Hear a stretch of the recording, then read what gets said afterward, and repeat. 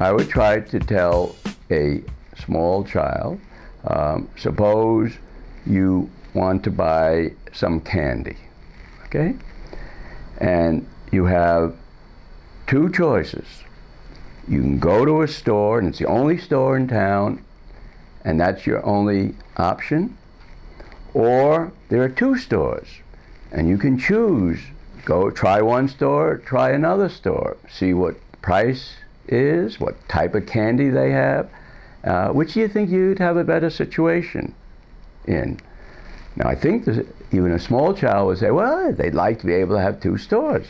That's the invisible hand in a very simple context. Everybody minds his own business, and the outcome is good for everyone. I don't even know whether I would make any attempt, but so can I pass this question, or I do have to answer? Well, maybe we have to talk about playing with his friends outside. Everybody wants to do their own thing, and somehow, instead of everyone ending up crying, everyone's as happy as can be. Well, how much does the small child know about the separation theorem for convex sets? Maybe I just say that sometimes people acting in their own interest can produce outcomes that benefit wider society. Theoretically, maybe it's not a hand at all. Maybe it's a hoof. Maybe it's the webbed foot of a duck. Who knows? I think it's wide open at this point. You would have to relate the invisible to hand to something that all small children understand. And that's McDonald's. I have no idea who comes up with these questions. I have no idea. Oh no. Wow. Can I talk about the trembling hand? You can. Yeah, the trembling hand, we want to take everything into account, so we better make mistakes. We better allow mistakes. Now the invisible hand, not the trembling hand. Well, to a small child, I would say that there is this hand, and it is invisible. This would have to be one clever kid. You know how the world works? Well, whatever your daddy and mommy think they're doing, they're not doing. It is all being controlled by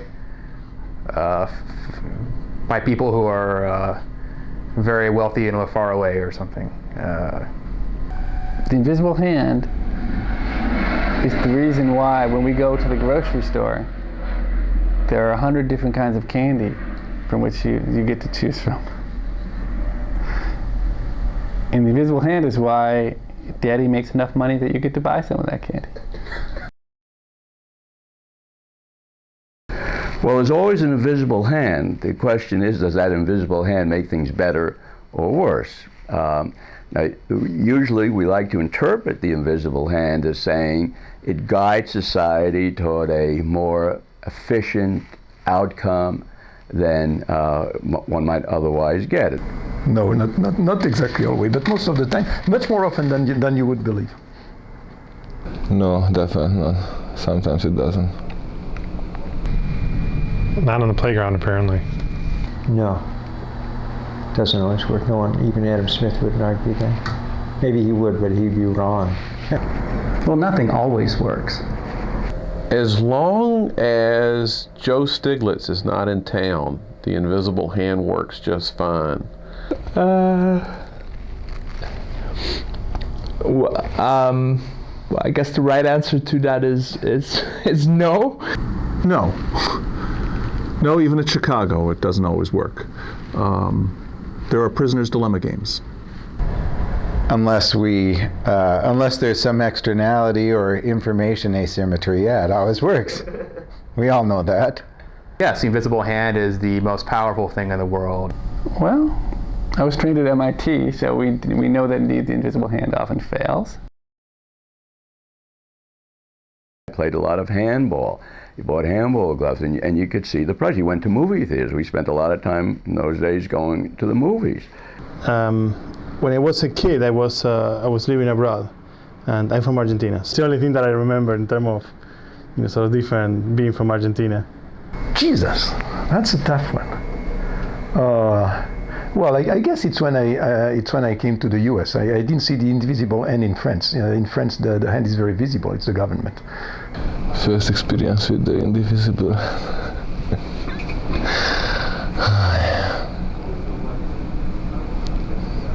I try to remember my childhood, indivisible hand.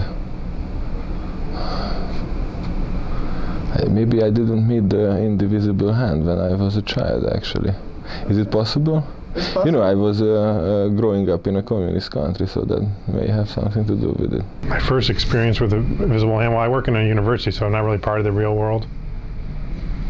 So maybe I haven't experienced it yet. I don't think I ever heard of until I was a graduate student in economics. I was pretty well brought up that the Good Society involved a lot of centralized planning, and that our society in particular would be doing a lot better if we had more centralized planning. And I grew up a long time ago. So I'm talking about the 1940s,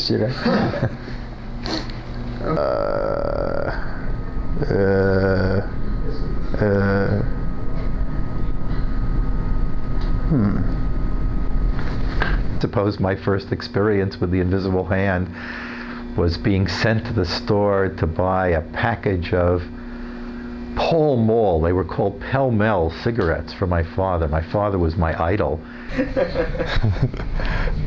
I even found $20 on the sidewalk once. Twice. One time I was at Harvard, though, so you can understand that. I don't know, but I have to tell you, when I could never remember which way the supply curves went and which way the demand curves went until, not through the freshman course, not through the advanced undergraduate course, not even through the first-year graduate course, but when I was a teaching assistant, teaching freshman economics, and I was the teacher of it, I had a dream, and I saw a map of the United States with a supply curve properly labeled going up and a demand curve going down, and I've known which one was which ever since.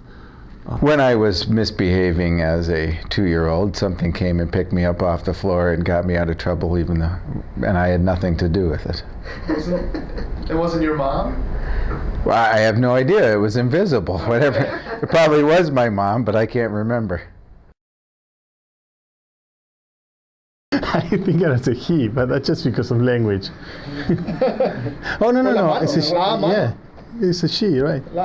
Yeah, la mano. But I don't know. I never thought about anthropomorphizing it so much. She, of course, just too powerful to be a he.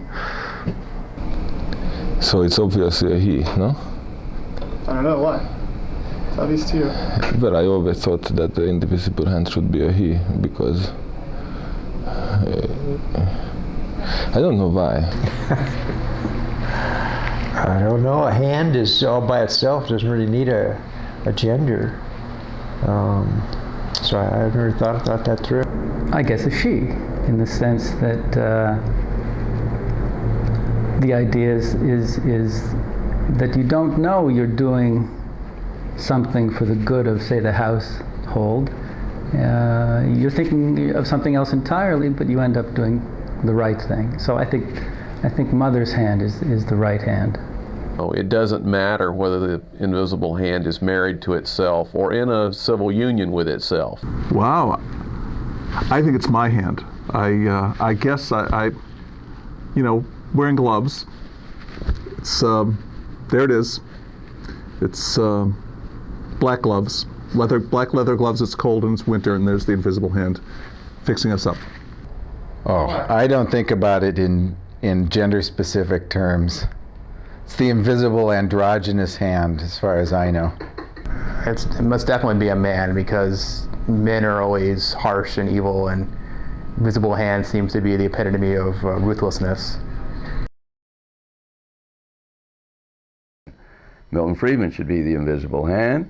Milton Friedman for the graduate students here, I hope all of you have heard of him, otherwise I'll walk out of this interview. Jude Law. Jude Law? Jude Law. Why kind Jude of Law? cool, sort of contender, not sort of very flashy, but in control. Well, Michelle Pfeiffer would be quite good. Why is that? Well, because I like to think of the invisible hand as something nice, good looking.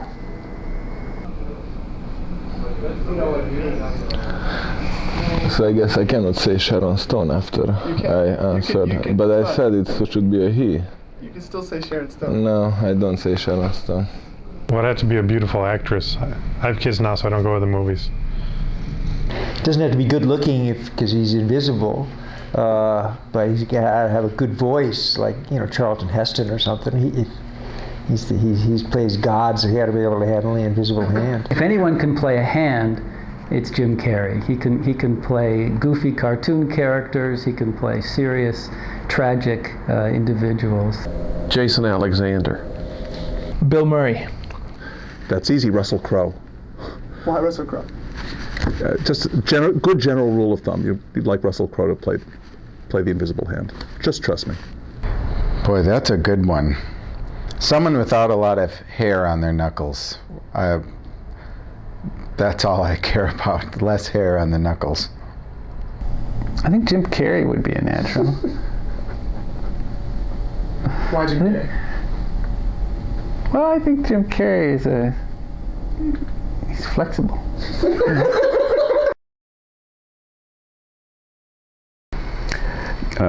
Partly getting rid of a lot of government regulations that I think prevent the invisible hand from operating, and therefore you want to crush their ability to do that and let the hand operate.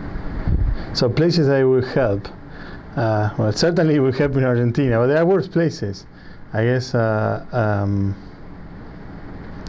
is a good time. They're very dear to me.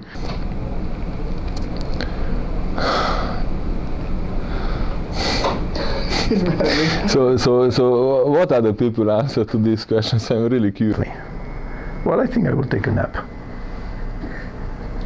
Nap is very good for your productivity. I don't know, maybe I drop some $10 bills on the street and show people picking them up. I Try to get students to stop wasting their time and get right in their dissertations. I guess I try to get the students around here to attend theory workshops. It's not possible for me to play the invisible hand. My voice is too loud, and my BMI is above the government guidelines for playing invisible parts. Keep out of the way. That's the whole point of invisible hand, isn't it? I can't imagine doing that. I'm sorry. That's I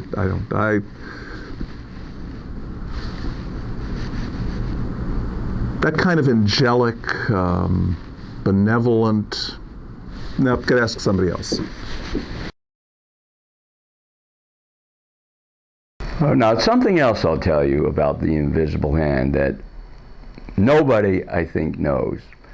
The invisible hand is the person who wrote the problem sets for Economic 301.